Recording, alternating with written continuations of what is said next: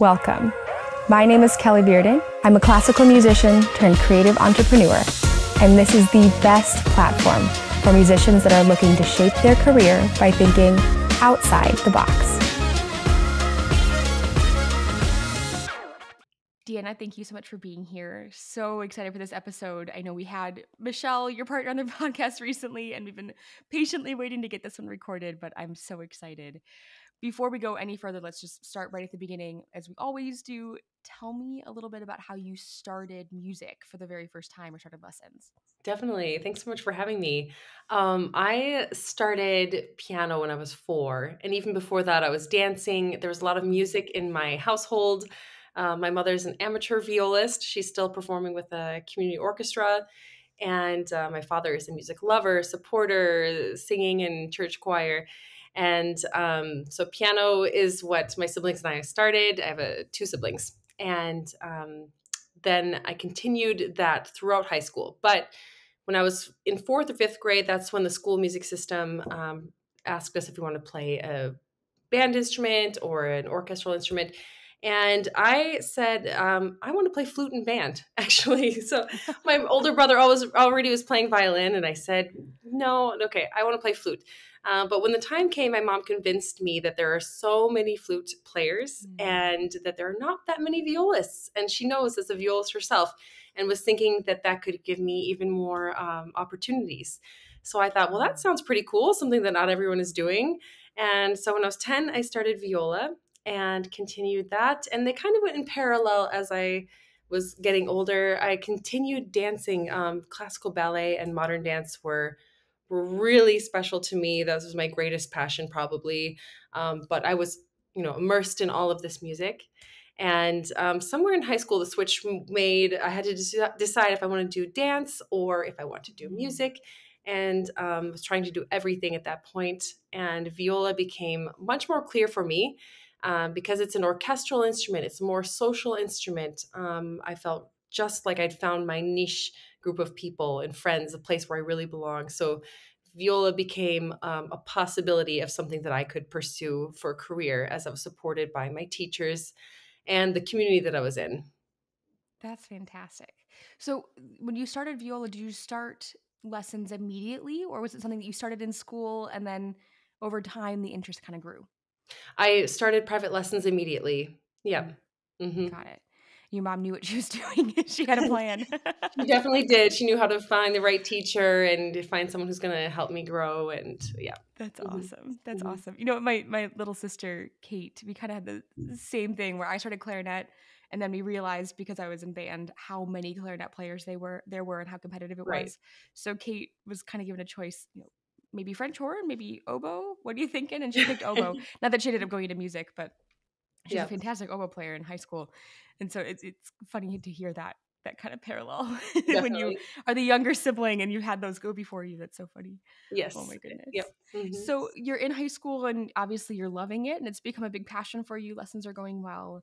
At what point did you look at this and say, this is my career. This is what I want to do. And how did you come to that conclusion? Well, I would say it didn't really happen until pretty late, like halfway through high school, when I had to say, Mm, I have to choose music or dance. Because I was doing ballet 15 hours a week, 5 days a week, wow. downtown Minneapolis, where I grew up. And I was also doing youth symphony every Saturday from 8th grade on. I was doing, youth symphony, ballet, and also quartet. I was in a really amazing quartet program with the Artaria String Quartet in St. Paul. And I was doing that also every Saturday. And it was just too many things. So when I decided to be really serious about music, I was practicing so much more. I was spending my whole Saturdays immersed in all of this amazing music. I was really committed to practicing at that point, and it was something that I was really self-driven to do. I think, like probably most of us. So I became very clear that like I can't picture doing anything else. And I was encouraged by my teachers that yes, you could do a career in music. And I thought that's awesome. So by the time it came to audition in the end of high school, I felt really ready to just go for that one, the one thing, which is music. That's awesome. And that audition process, what was that like for you? Did you take a lot of auditions or were there a few schools that you were really narrowed in on that you knew you wanted to attend? There were not a lot of schools. I think I applied to maybe 5, and Okay. the biggest influencer for me, because I ended up going to the Cleveland Institute of Music for undergrad. I had spent a summer at the Encore School for Strings, which the string community is well familiar with this program, and that's actually where I met my undergrad teacher, Jeffrey Irvine. And having spent that that summer at Encore, it was really eye opening for me because having come from the Twin Cities where there were not many other violists my age, I arrived there and I think my jaw just dropped at the level of musicians that were there. I had no idea. I was seeing these, younger violinists playing fantastically and brilliantly. I was so inspired. I was around 10 other violists my age, which was like so much fun. And best thing of all is I met my teacher and I just loved lessons with him and I could really like envisioning studying further with him. That's fantastic. And so during your time at the Cleveland Institute of Music, obviously you were with that teacher the entire time, but did that influence your performance practice? I mean, you do a lot of orchestral playing, but I think also still a lot of chamber playing. Yes. Was that kind of your own decision? Is that something that you found that you loved through your classwork and your coursework, or is that something that your teacher really guided you into to explore a little bit more too? It's something that I really love because for me, playing the viola, the reason I love to play is chamber music. It always has Mm. been. It's been the thing that I love the most. It's just been instilled in me since I started in middle school playing chamber music and then continued more seriously. And it actually, chamber music was a really big deciding factor to choosing CIM for undergrad because they have the Cavani string quartet. Well, they used to, I guess. They have the Cavani string quartet and Peter Salif. And just, yeah, they're the most fantastic musicians I've known for chamber music. So when I decided it was really Jeffrey Irvine, Cavani string quartet, I thought, it doesn't get Mm. better than this. Even other people told me the chamber music there is so fantastic. So I felt really excited to go to school with such a strong emphasis on chamber music, which I love and I still love and perform a lot today. Yes, I mean, you look at Deanna's bio. There is an impressive array of both orchestral and chamber playing, but especially the chamber playing. It's outstanding. Okay, so after Cleveland Institute, then we had to Juilliard, correct? Yes. Yes, I did. Okay, and Mhm. how did we land there? Was it a similar situation where you met one teacher that you really wanted to work with, or was it you just kind of open graduate auditions? I definitely knew of Heidi Castleman, who was such a dear professor, and I auditioned at several places. And at the end, it really was the place that I was so fortunate to get into. You look at other people and you say, "Oh, they got into Juilliard." Well, you don't see the entire process behind that and how hard it is. I was getting rejection letters from places because as you get to masters, Mm. it's harder to get in sometimes. And I was just like, oh, this is crazy.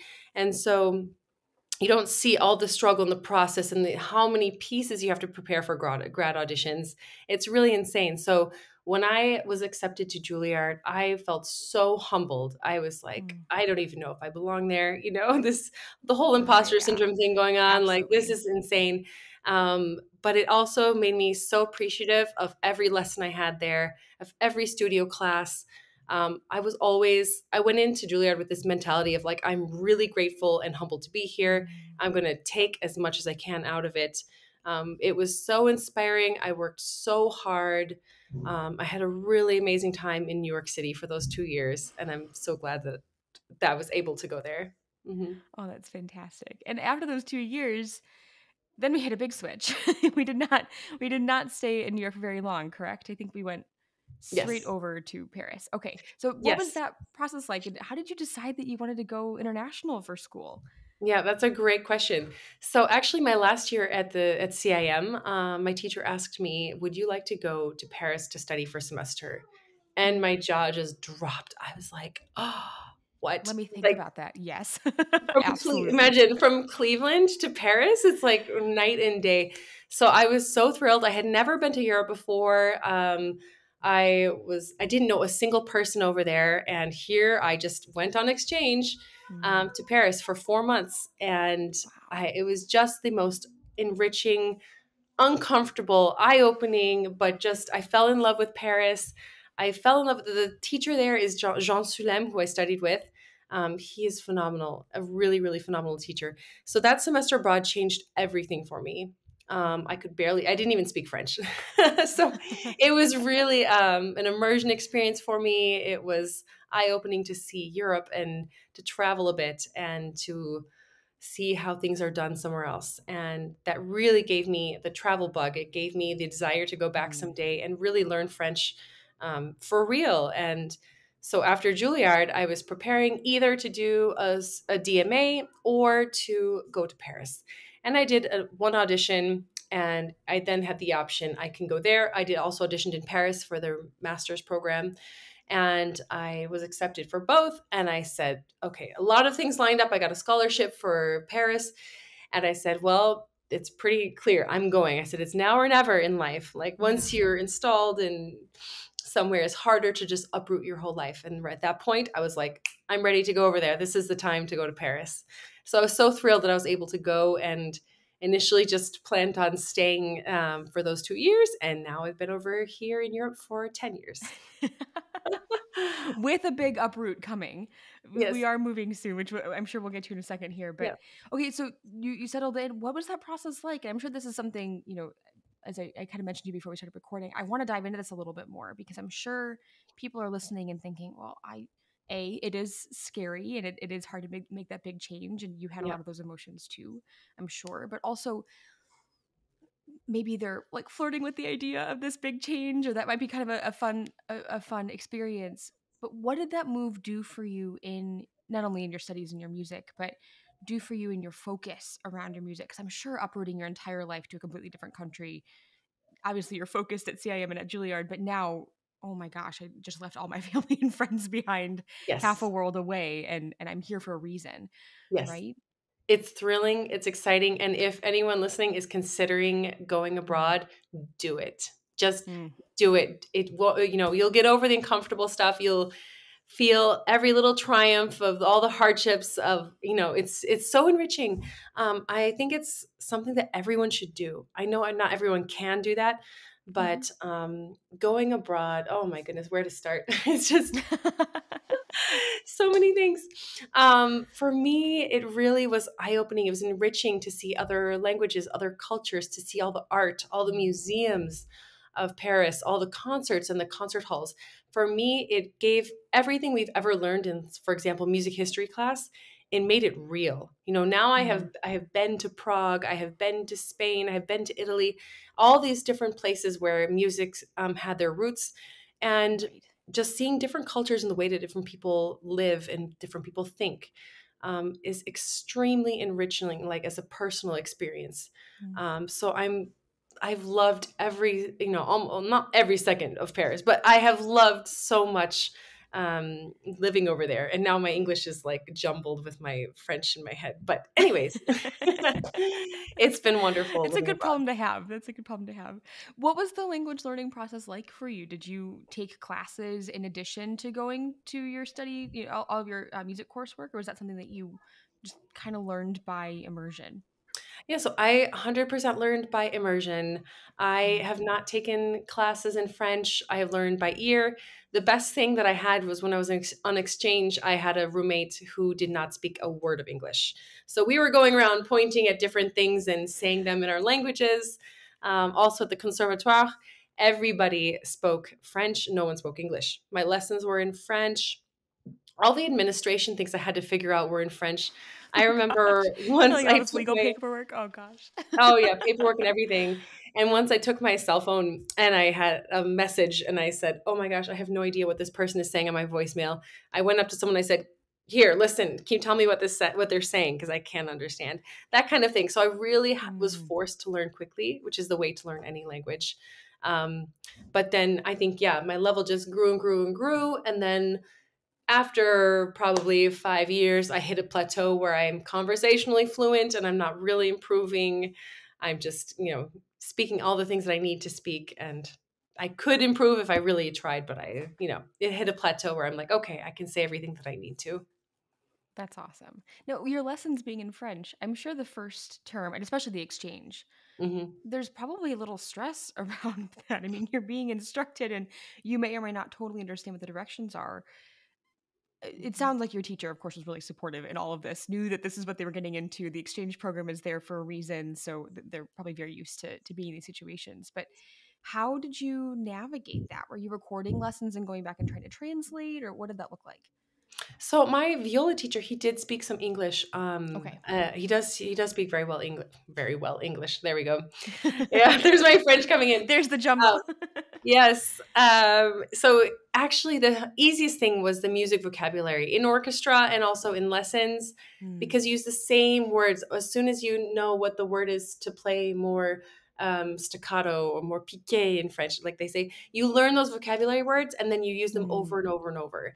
The harder things are like the real life things, like when I had to set up my bank account and they said, well, in oh order to have gosh. a bank account, you need a cell phone number. So then I had to go, I was going to the bank and I had a list of vocabulary words in advance that I Mm, had written out. So I could say, okay, this is savings account. This is how do I open an account? I mm, didn't even have a smartphone back then. So it was just everything written out by hand before and crossing my wow. fingers and hoping that we understood each other.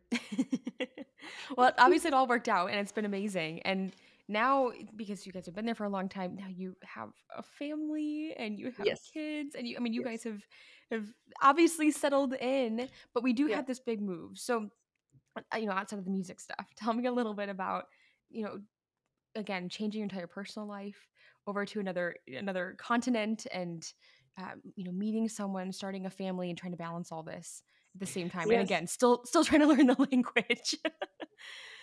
Exactly. So, my husband and I met in Paris.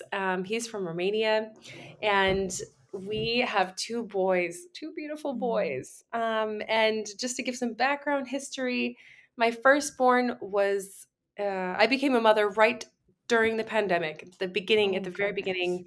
It was a crazy, crazy timing. He was born when just the whole world had stopped, nothing was Mm. happening.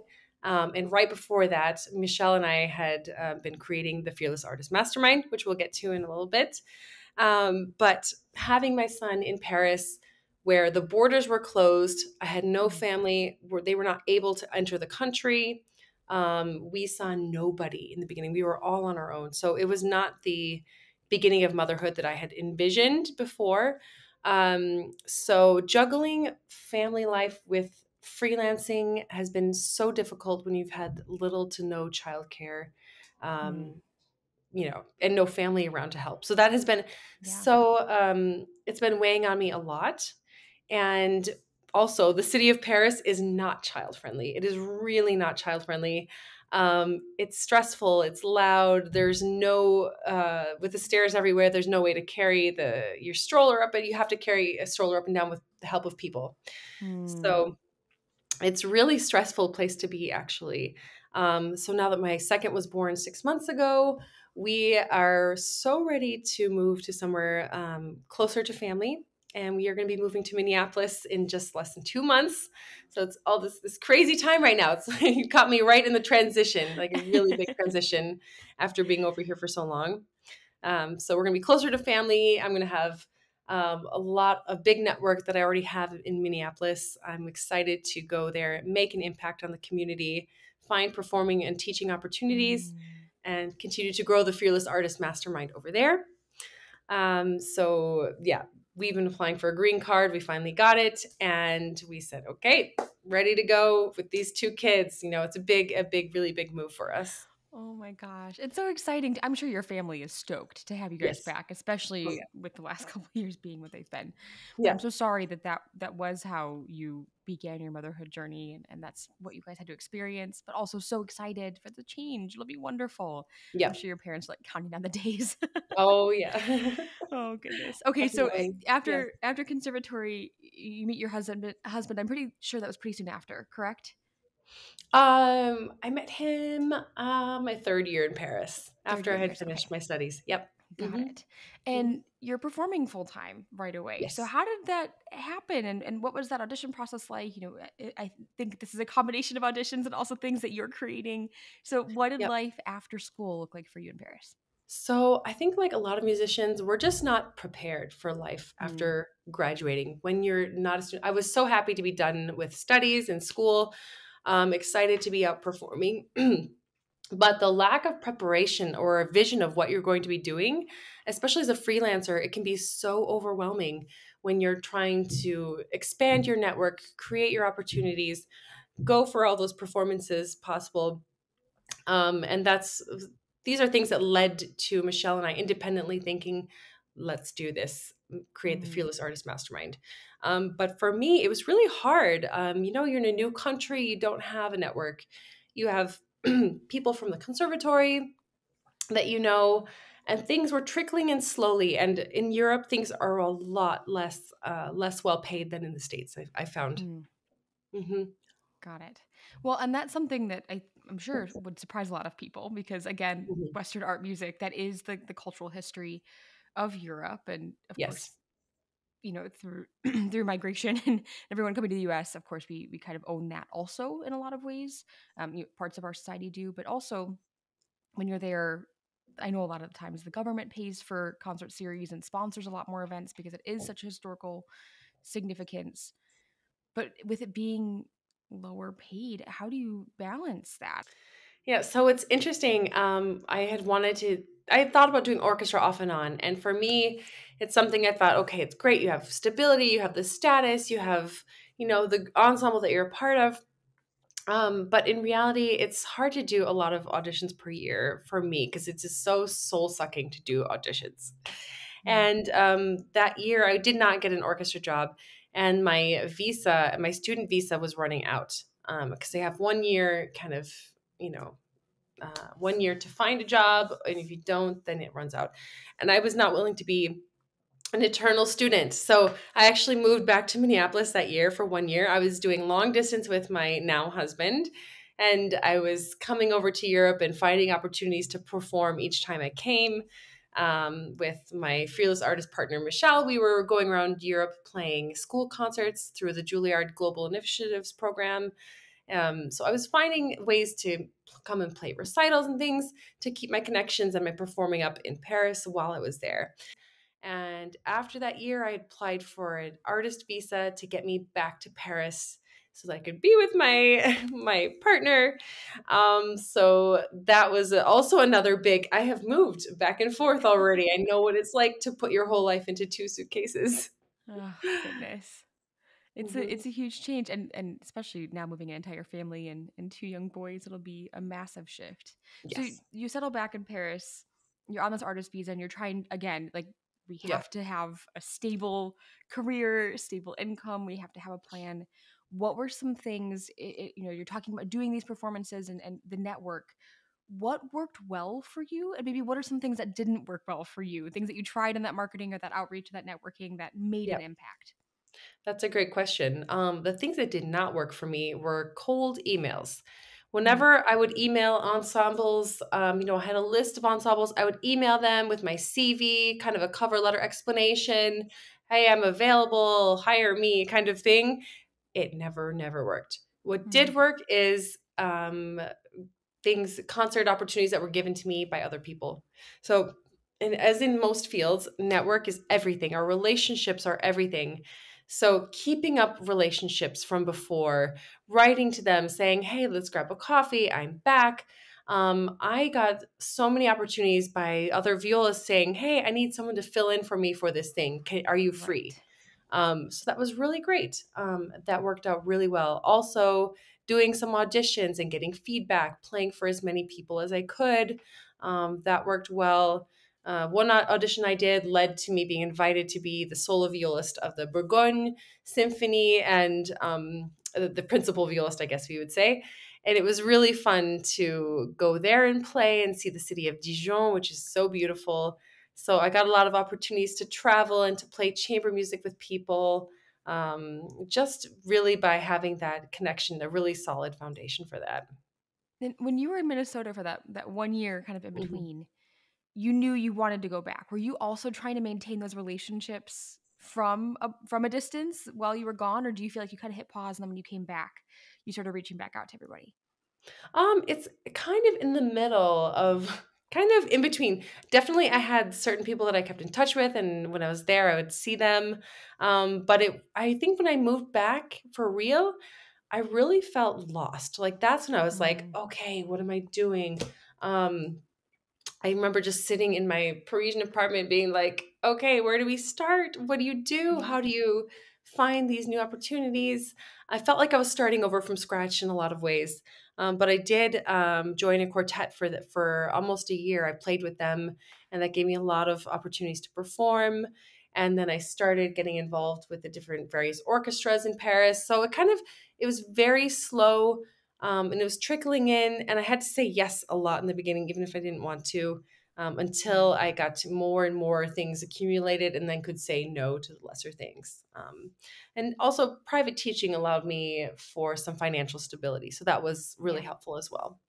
That's awesome. And how are you finding, were you still working remotely with the students that you had in Minnesota, or were you finding new students back in Paris and kind of building your teaching studio up again there? I found new students when I was over there. Yes. Okay. I have done And this some was online teaching, but I pre found that, pre-COVID. yeah, exactly. Pre Yes. Zoom. Yeah. Yeah, pre-Zoom before people were used to that. It would work for a little bit Uh-huh. and then say, okay, no, this isn't great anymore. So, Yeah. yeah, restarted up to find students in my area when I moved back. Hmm. That's awesome. Hmm. And again, if you're making this big transition and the pressure's on, right? It's mostly maybe internal pressure, but of course there is some financial pressure. We have to make sure that it's working really well. Hmm. Were there things that I know you said that you said yes to things that you maybe didn't want to say yes to later, but were there experiences that you tried that surprised you, that you said yes to something and then you're like, wow, I actually really love this? Or did you have a pretty clear picture from the beginning of what you typically enjoy and want to say yes to versus the things that I'm going to grin and bear it for now, but in the future, this isn't what I want to focus on? Yes. I think, whenever you decide if do I want to say yes to something, there is the factor of time. How much time is it? There's the factor of how much are you getting paid? And then there's the factor of what other connections and people can this exposure, lead you to. So with those three factors, it was pretty clear like which things ticked those three boxes, or at least two out of three. If I said yes to something, it had to click, I had to check two out of three of those things. And also, I should mention this because a really amazing thing about France is that they have a special financial status for freelance Mm, musicians. This is something that as far as I know, doesn't exist in any other country. But in France, if you get enough work, performing work within 1 year, you can apply to have this freelance status that gives you financial stability, and you actually get paid for the days that you don't work. It sounds insane. wow. Sounds too good to be true. But that allows Wow. you, if you want to prepare, if you want to say no to everything for 3 weeks, wipe your schedule clean so that you can prepare for an audition, you can do that because you have a financial cushion. If you get injured, or if you want to take a holiday for a week, you can do that because you have this financial cushion. And so that's why I was also saying yes to things I maybe didn't really want to do. But I know that if I can build this up, then I can have that status and I can continue it, that it'd be really beneficial. And it was because when COVID hit, I had the finances coming in. When I Yeah. became a mother, I had a paid maternity leave twice now. I guess I got to benefit twice from that, having two kids in Wow. France, where I actually got paid a paid maternity leave for 3 months where I'm not allowed to work. And I have this. It also continues after that so that I can work when I want to, but I also can stay home with my baby when I want to as well. So it was really nice to have this freelance status. That's awesome. Did you Mhm. know that when you moved back to Paris and kind of in your planning, or was that something that you happened on later? I think I knew about it. I had started to Okay. network with people and they were saying, yes, this is how it works. You Mm, need this certain number of hours. So I had that in mind and I thought, okay, let's get these performances happening. And other friends of mine, I've had other American friends move to Paris and I say, look, this thing exists. You got to get it. You have to do your hours. You have to, really get connected and then you can have this amazing status too. that is Hmm. awesome. That is Yeah. awesome. Now, through this, obviously, the Fearless Artist Mastermind was created. So, at what point did you meet Michelle, and how did you guys start collaborating together? So Michelle and I met almost 8 years ago. We were performing chamber music together in Paris. She would come down from the Netherlands to rehearse and perform. And we eventually started performing these outreach concerts through Juilliard Global Initiatives Program all over Europe. And we had the best time. We have such complementary personalities. We worked really well together. When we had to catch a taxi at 6 in the morning or a flight at 4 a.m., we were so good. Like, we didn't care. We were very good travel buddies. And that led to us later on thinking that, both being expats in Europe, both having this experience of starting a performance career abroad, we had so much to say about it. And we realized that there's a need as freelancers to have a network, because so many musicians have ideas and projects and performing opportunities that they want to pursue, but they don't have the network. They don't have the place to brainstorm. They don't have the accountability that it takes to actually do those things. Yeah, So we thought, why not start this? Give that's freelance awesome. musicians a place to have that accountability and support. That's awesome. And as I kind of referenced before, Michelle was on a previous podcast episode. So if anyone Mhm, hasn't listened to that, I highly recommend going back and listening, kind of mhm, Michelle's retelling of the story too, and some of the details also. But when when you guys say like, you work really well together and you really complement each other, what are some things that um again, I kind of asked before, like what works well and what doesn't work well. What are some things that the two of you have found work really well in your relationship and in your collaboration, and maybe things that you've tried before and maybe dispensed with because they weren't mhm. serving as much? I'm Yeah. just envisioning other musicians that are trying to start projects or concert series or performance opportunities, or starting a chamber ensemble and trying to initiate that Mhm. collaboration with other musicians and trying to find that balance in that working relationship. Yeah, so absolutely. For us, I think the best thing is that Michelle and I have different and complementary skill sets. And Mm. I think that has contributed largely to the success we've had so far. And I'm more of the organizer, the more bird's eye view of the vision of the company, I guess the planning, the details. Are we on track? I'm the finances person, the spreadsheets person, the emails, and one-to-one relationships person. And she is the visionary. We call her the visionary because she's got all the ideas. She's got constant flow of ideas. And she's like, let's do this. She's got the vision always in the back of her mind. And she's on her social media more than I am. She's more the social media person. And so I'm so happy for it to be that way. We both have such complementary skill sets, and that's been essential. So we're not fighting over the same stuff. We're Mhm. like, these are your tasks, these are mine. And at the point after the beginning, we were able to define that. I think that really made it so clear to us. We were like, this is fantastic. She doesn't have to do all this like nitty gritty stuff that I enjoy doing. And I Yes. don't have to do all of the things that I know that she can handle super well. So that's been really, really beneficial to us. The true delegation is Yes. important. This sounds so similar to how my husband and I work too. So I totally Mhm. get it. Like I'm the spreadsheets person. I'm definitely like the We focus, have the that in detailed common. things. Yeah. Yeah, and I love that. And it also means that you don't have to check in all the time. You're not constantly in communication. You know what you're both responsible for. So sometimes it's just you. And I'm sure that you guys experience this too. Sometimes you don't touch base again on a project that you're doing different parts of for a couple days at a time, because it just runs itself. Like you can trust your partner and they're going to get it done, and it gives you that space to focus on what you need to do. You're not obviously ever worried about Michelle, like she's going to get her stuff taken care of. Yep, yeah, and we are in touch all the time because we're also like best friends. So it's a bit of both. It's, mixing friendship and also work. So That's we're awesome. always talking about it because it's a passion too. Yeah, But definitely. absolutely. Absolutely. Now, when you guys are talking about the Fearless Artist Mastermind, if people aren't familiar, maybe they haven't listened to Michelle's podcast, Mhm. tell me a little bit more about that program. And I know we talked about the network and creating a place for musicians to have information and share and brainstorm. But what does that look like in the process, or who's a good fit for that type of program? Exactly. So we have really created a space for freelance musicians to overcome fears and limiting beliefs, and also take action on these goals that have been sitting on the back burner for a long time. Mm. Because so many of us have the idea, oh, I want to create a concert series. I'd like to create my website. I'd like to apply for grants, or even the more vague career goals of saying, I would like to perform more and teach less. I'd like to change and shift that.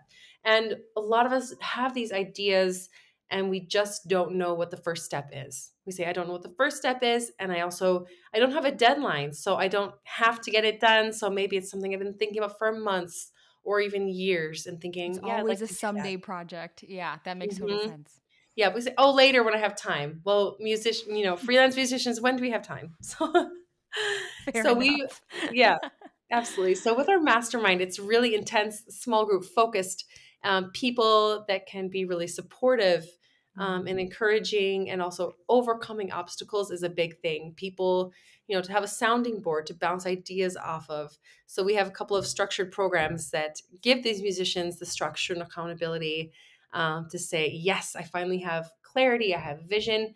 And not only do they have that clarity, but they have taken steps, to achieve those goals. That's awesome. And having the accountability is everything. And I'm sure that you find this even just in working with Michelle, but because there are two of you, it puts a Mhm. little bit of positive pressure on the process. It's not all in your head. It's not just your idea, your timeline, your deadline, but you want to move a little bit faster because there's just someone else that knows that you're checking in with. Again, even if it's, separate projects that you're working on, it's nice to have that accountability. So for someone that's performing to have that accountability and looking to build their career is so helpful. Yeah, When we absolutely. look at things that uh, I'll back up for a second. If it's a musician that is maybe they just relocated or they're fresh out of school and they're looking to start performing a lot, Hmm. what is the first thing that you recommend they do? Where should they start that process, or what should they be considering initially? Absolutely. And that's such a good question because like we were saying earlier, you graduate from school and we Michelle and I both feel so strongly that school does not prepare us for the reality of what's coming after. Maybe some people are know that they want that orchestral job. Maybe some people, know that they want to be teaching full time. But for people who are kind of unsure or want to do both, it can be so overwhelming. So really, I think it goes back to networking. And I think one thing that's missing in education and would be nice for everyone to have is a mentor. I think mentorship is not a thing that's really encouraged or enforced, but one thing I wish I had had as a student, or even after, maybe when you're graduated, was to say like, "Oh, I have this person I can talk to and see what is their career like. What advice would they have in retrospect?" That kind of thing would Mm. be so helpful.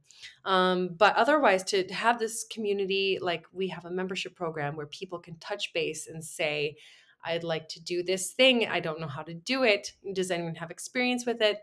Most likely other people do. So I think, the biggest thing for us is that you're not alone. We don't have to do this on our own. If you're graduating Yeah, from school, get in touch with your network, stay in touch with friends, teachers, um, other people, because those are the people that can help you overcome things, and not being afraid to start small and grow and build.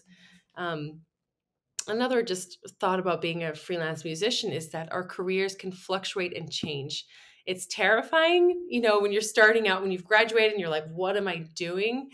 It's terrifying to think, but there are also so many possibilities that can come from it.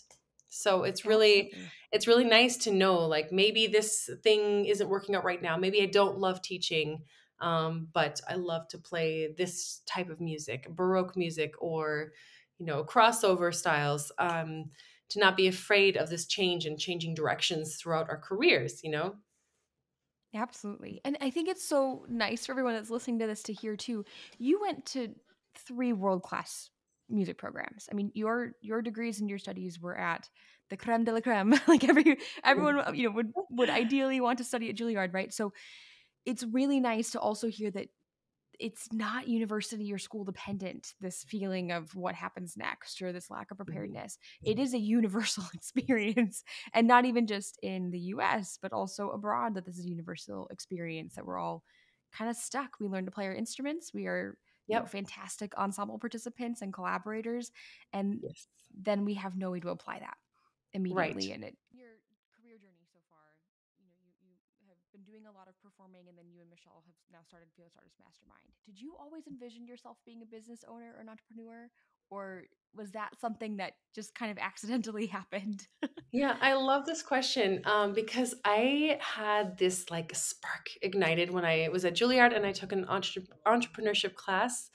I thought it would be so cool to create something of my own because I feel like, if I were to pursue a career in orchestra, so many other violists can be, sitting there playing the same thing as me, but you don't have a lot of freedom in what you say. You have no freedom in, the music you're playing or the how you play it.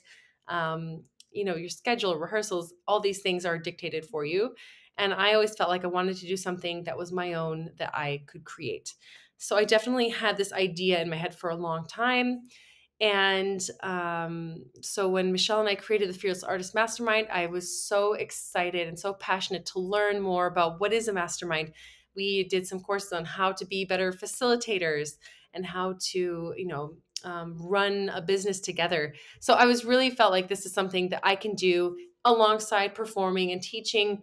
I'm thrilled that I can do it on my own time, on my schedule. But really, this is like our thing, it's the thing that we've created. Entrepreneurship is you find a niche, you find a need, and you fill that niche. So we really found that there was a need for support for freelance musicians. We have now filled that with various programs that we've created. And every time we get off of a call, we are so energized. We are so excited about the difference that we've made, the connections of musicians from around the world. And we are thrilled, like, of all the musicians that we've impacted and the community that we've created. And I think for entrepreneurship, you really have to test something before you see if it's working or not.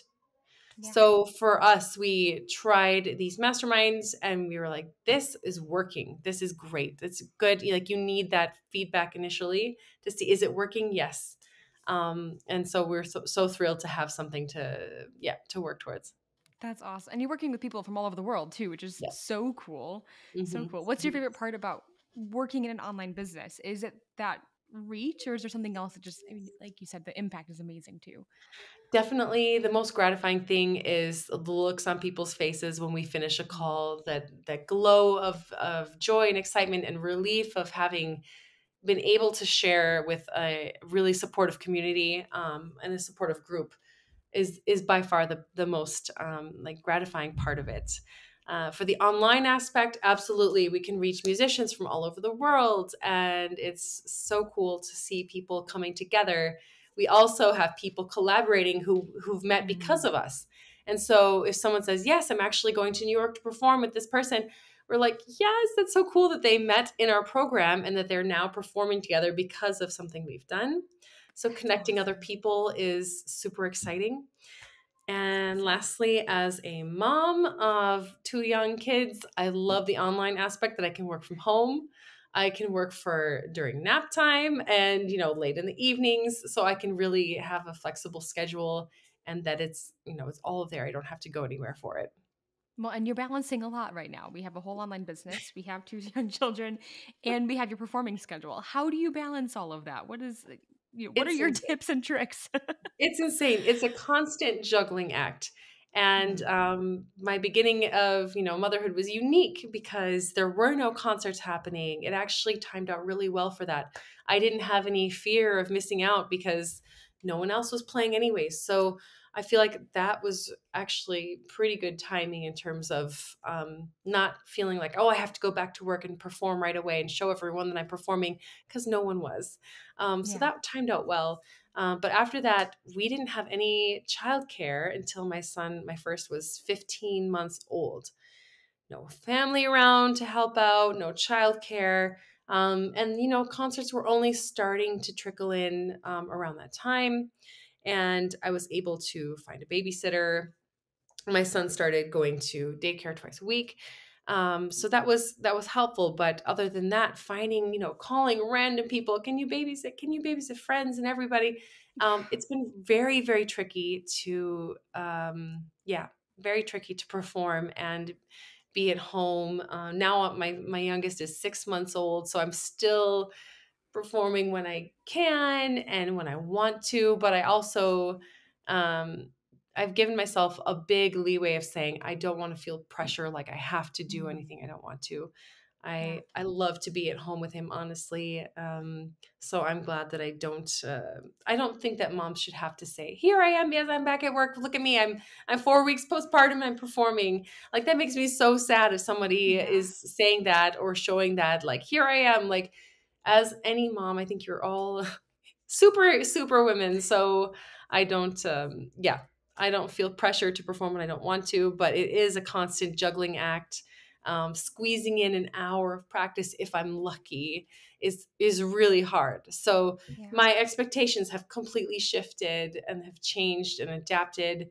When I have something coming up, I'm like, okay, whether I like it or not, I have to squeeze in practice. If I don't have something come up, I can say, okay, I can just be a mom this week or whatever it is. Now, you talked about loving the organization side of the business and running all of that. So, what are some organizational tools or techniques that have worked well for you in keeping all of this Mhm. straight and organized, or trying to balance it? What are some things that are working well for you? Absolutely. For the technical side of the organization, we use Asana, and Asana Mm, changed everything because before we were using that, we had spreadsheets within spreadsheets and docs and Google Docs all over. But Asana was a really cool thing to discover how we can have tasks and projects in all of our categories. Because the more that we expanded and grew, and the more ideas we had, we also run workshops. Michelle and I also do coaching, individually coaching for musicians. More and more things kept happening, and our organization was just out of control. So Asana was the place to go to organize everything into categories and tasks and dates and assign to people. And it has completely changed it since we started using that. Um, so that's really how can manage to keep my bird's eye view of everything, making sure that things aren't slipping through the cracks. It's been really essential for us. And do you try to block off time, like in a typical day? Do you have your normal practice period, your normal work period, your normal call times, during naps, things like that, or do you feel like it sort of just happens when it has to happen, and you're more flexible? Yes, the time blocking, like you mentioned, absolutely before kids. Like that's how I would organize my days. Now, with the practice every day, whatever time and everything. Now as a mom, I with 2 kids, I feel like honestly, I'm squeezing in what I think are 13 hours of work into two, like something Mm. like that. I feel so overwhelmed sometimes where there's so many things I need to do. But it's also helped me become much more efficient. I'm laser focused when I have time for myself. I spend that time either on my viola or I spend it at my computer just going like laser focused work for half an hour or 10 minutes or an hour, whatever the time frame I have is. So I think now I've had to learn to adapt to my kids' schedule, work late at night, and really squeeze in that time whenever I can. But it helps me a night before to look at the next day and say, okay, when are the times I can have free to work, and what are the highest priority things that I need to do? Hmm. Yeah. Now, when you have an off moment, maybe an evening, the kids are in bed, or a weekend where maybe you have a little bit more free time, because you are working so much and you're balancing so much and you're, you know, growing two tiny humans and giving all of your attention there. How do you relax? How do you take time away from work? What is your self-care that you really Oh, value or prioritize? that's a great question. I don't feel like I have that right now, to be honest. Oh, Right now, it's a I hard don't. season. It's a hard season. Yes. I think with a baby under, let's say, 8 months, I think it's pretty full-time hands-on. Yeah. But if and when if I did, because right now my free time, my me time goes to my viola so that I can Mm. keep playing, keep in shape and everything.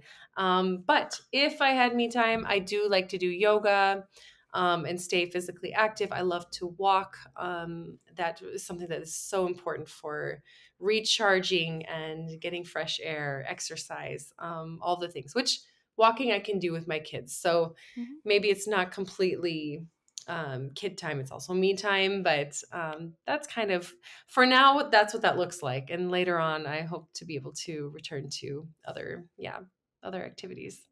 That's awesome. Now, Hmm. obviously, you had a child at the beginning of the pandemic, so while the rest of us were coming up with random pandemic hobbies and trying to entertain ourselves, you had your hands full. But did you pick up any new skills, or was there anything, any project other than the Fearless Artist Mastermind that you guys were working on over kind of the COVID shutdown time? Yeah, well, and the funny thing is how the Fearless Artist, we started it the month before the lockdown happened. It was right Great before. So it timing. actually was the biggest blessing for me to have that to work on, because we were in a 32 square meter apartment at the time in Paris. It's just Wow. tiny. It's teeny tiny. We were in a strict lockdown. In Paris, we were allowed to leave the house once a day. And we had to have a self permission slip every time we left the Mm. house, like crazy. Like the police were checking to see what time did we leave our apartment, where do we live, because we could only go within 1 kilometer radius. So Paris was really, really strict during the initial lockdowns. Um, the Fearless Artist and the courses that we were doing to learn about running a mastermind were essential. I think it saved my sanity. I think I would have gone insane. But that was a time I was doing, I was pregnant. I was really strictly doing yoga every morning to just get this routine going. I think cooking became more of a hobby, actually, because we would go to our market was still happening, because of course France and their markets. We would go to our fresh produce market around the corner, and we would try an interesting vegetable. We would buy an interesting seafood or octopus or crab or whatever it was. We would try new recipes every week. So for us, that was just something for fun to look for, That's like to look awesome. forward to every week. Yeah. That's awesome. Well, and as you are getting ready to leave, and you're not in Paris today, I think maybe we should clarify that for everyone too. Today, as we're Mhm. recording this, you're not actually in Paris. You're in I'm Romania with your I'm in husband's Romania. family. Yes. What are you most looking forward to in the move, other than obviously being close to family, but maybe on other personal notes or in your work? What are you most excited about being back in Minnesota? Yes, that's a great question, because this whole, like, thinking about should we move, should we not? This has Mm, been many years in the making. I'm actually very, like, reluctant to leave Europe because I love traveling. It's my greatest, hobby is traveling, seeing other cultures, other languages, other countries, and that's something I'm going to miss a lot. mm. Um, but Paris not being a child-friendly city, there are the flip side of that in the States. There's so many things that I am looking forward to, and there are a lot of small comforts that I'm also looking forward to, like air conditioning. Well, that's a big comfort. Air That's a big conditioning in the comfort. summer, yes. Central heating. Oh, thank you.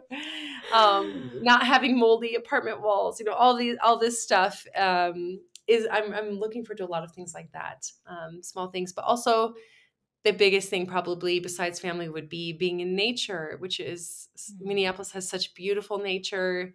There are lakes everywhere, and I'm such a lake person that, I mean, you are too, I'm sure, being in Wisconsin. Yep. You know what I'm talking about. When moving back there, there's just like this, oh, I can't wait to go biking all summer long, to Yeah. be on the lake all the time. So yeah, there's a lot of being in nature, especially after living through the pandemic in Paris. Um, Yeah. being Locked surrounded into a by city. nature. Yeah. Yep. Having nature That'll and a be a big city wonderful combo. change. Yes. Yeah. Yeah. But Minneapolis has so many wonderful green spaces, and it's not, Yes. I mean, obviously it is a massive city, but you're right. You don't have to go Mhm. very far No. to get outside of that. That's Yeah. awesome. Mhm. Maybe some kind of parting wisdom as we wrap up here for someone that is looking Mhm. at a performance career, or again, maybe looking at moving and starting a performance career. What is something that you wish you knew 8 to 10 years ago that today you feel really confident in? That's a great question. I think the biggest thing for me, or a piece of advice that I could give, would be don't be afraid to do something that's different from what other people around you are doing. I think in school, we're surrounded by this high level of these peers who are performing amazingly. And we feel like at the moment that these people are going to be our competition forever, that we're going to be fighting for the same jobs, the same opportunities. And we have this feeling. And I think that if I had known back then, like, oh, okay, these colleagues, like, there is space in the world for all musicians. The world needs musicians everywhere. And the colleagues that you have right now are not going to be the same people that you're going to be fighting for the same jobs throughout your career and your life. There's space for everyone. So I think we often see, oh, so and so is doing that competition or going to that school or going to that thing later. That's what I need to be doing too. But Mhm. really, I think I would say don't be afraid to do something else. If you have a passion for some other area of music or a passion for recording, sound recording engineering, or even if things outside of music, maybe it's marketing, maybe it's yoga, whatever it is, teaching other subjects.